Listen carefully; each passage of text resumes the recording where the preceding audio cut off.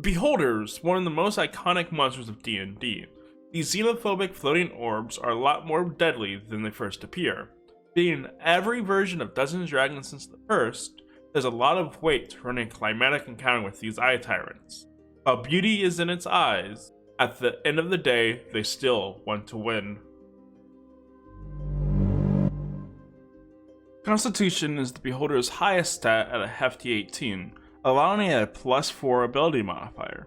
Its Wisdom and Intelligence are tied at 17 apiece, giving the Tyrant a +3 modifier to both of those stats.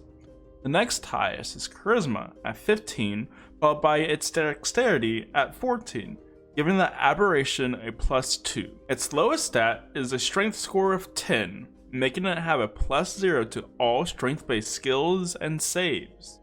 It has proficiency in the 3 major mental saving throws, those being Intelligence, Wisdom, and Charisma, giving the xenophobic blob a +8, +7, and another +8 in those stats.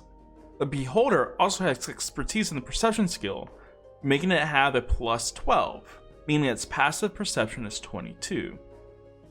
Beholders rock a hefty 18 armor class, 180 hit points, and a flying speed with hover of 20 feet. A major feature that they have is their anti-magic cone, which at the start of their turn they place a 150-foot cone-shaped anti-magic field. This turns off any and all magic in the field, as well as things entering it like its own eye rays. Beholders have 2 different attacks, Bite and their eye rays.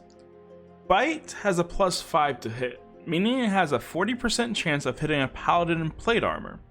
It deals 4d6 piercing damage, meaning it'll deal an average of 17 damage on a hit.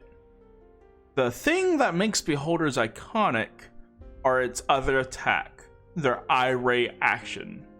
By using this, they shoot 3 random beams chosen from a list of 10 at a target within 120 feet of them. Each of these rays has a DC of 16, meaning that a competent person that is proficient in those saves will have a 65% chance of passing the saves. We'll be going in depth on what each ray does in this next section. The eye rays of the Beholder are best split into 2 groups. This first group is the damage group. This includes all the beams that deal damage on failed saves. The second is the debilitation group. This group has a variety of different effects and statuses that will make fighting the Beholder even harder. There are 3 damaging rays and 7 debilitating rays. A quick reminder that all saves are a DC 16. The first of the damage group is the Innervation Ray.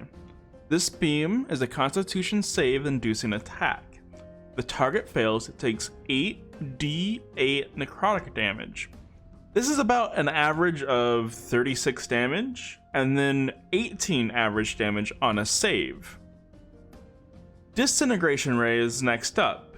This ray makes the target roll a dexterity save or take 10d8 force damage, which is 45 damage averaged out, and no damage on a pass. Also, if it reduces a target to 0 hit points, then the target becomes a pile of dust and is only able to be resurrected by True Resurrection or a Wish spell. If the target is also a large or small object or a magical construct, they don't get a save and immediately turn to dust if they hit 0 HP. The final damaging ray is the Death Ray. This beam tries to do what it says on the tin. This one also targets dexterity. It deals 10d10 necrotic damage, a whopping 55 damage on average, but there is no damage if the target saves. The thing to note that it is only the Innervation Ray that deals damage on a pass. All the other damaging rays do a buttload of damage up front, but no damage on a pass.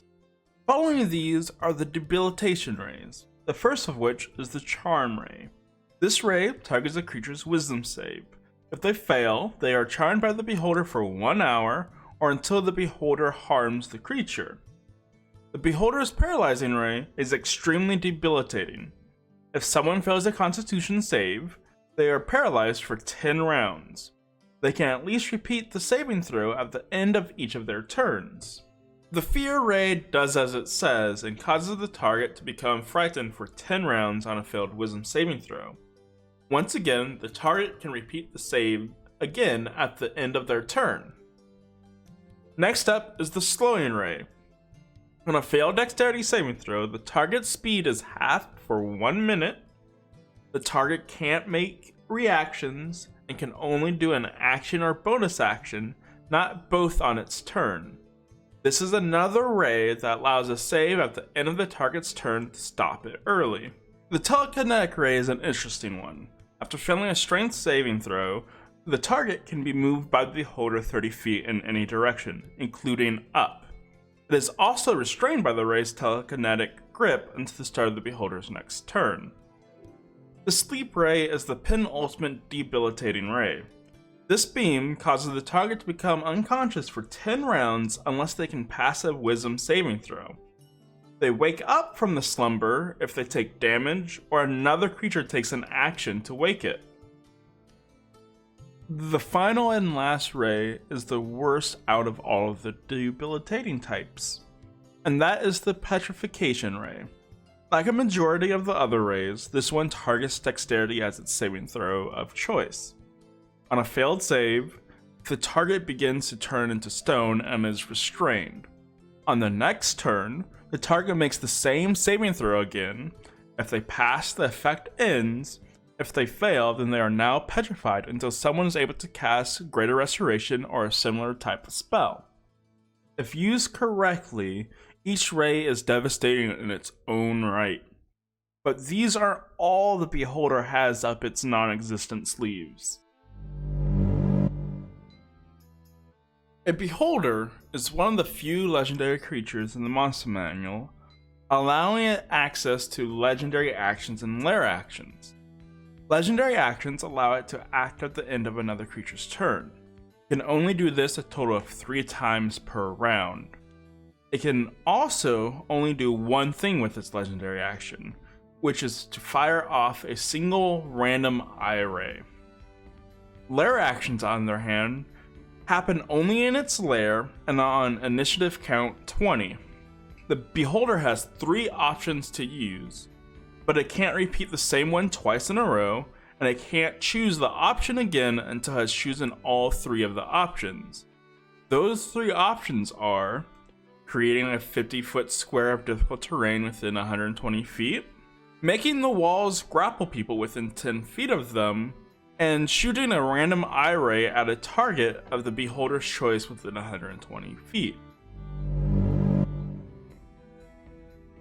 The lair of a beholder is vastly different from other aberrations.